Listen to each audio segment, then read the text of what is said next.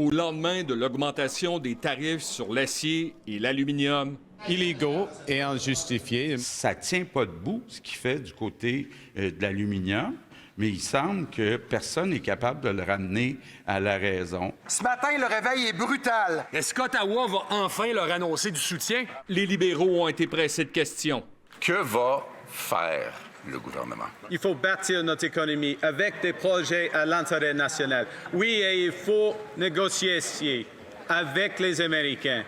Les négociations sont à une période très délicate à ce moment-ci, mais on va gagner juste comme les Oilers d'Edmonton. Alors que le ballet diplomatique se poursuit, l'intention du gouvernement Carney serait de signer rapidement une entente économique avec l'administration Trump, idéalement avant la tenue du prochain G7 à la mi-juin au Canada. Nous allons continuer à nous battre. L'amour est dans l'air que chantait Doug Ford à Saskatoon lundi cède la place à la colère. Le voilà qu'il accuse Mark Carney de s'être écrasé devant Donald Trump. Le premier ministre ontarien prône la ligne dure. It's tariff for tariff, dollar for dollar. Nous sommes dans des négociations intensives, en temps réel avec les Américains.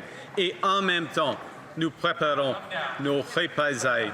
Il rappelle que le Canada a imposé 90 milliards de contre-tarifs, ce qui a permis d'amasser 1,7 milliard à verser aux entreprises affectées.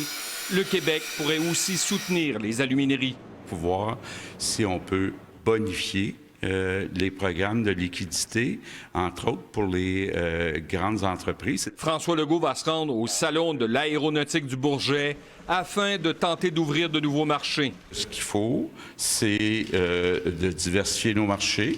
Donc, on a déposé un projet de loi pour que ce soit plus facile de faire des échanges entre les provinces. La semaine prochaine, je m'en vais en France. Je suis allé en Allemagne. Car cette nouvelle salve tarifaire menace l'économie nord-américaine. Si vous déstabilisez l'ensemble du commerce de biens et services puis les chaînes de production, ça va provoquer une récession en Amérique du Nord. On dirait qu'il n'y a personne qui écoute autour de M. Trump, puis ça défie toute logique. Si Donald Trump a été utile durant la dernière campagne électorale, le gouvernement Carney en paye maintenant le prix. Il a peu de temps pour livrer. Alain Laforêt, TVA Nouvelles, Québec.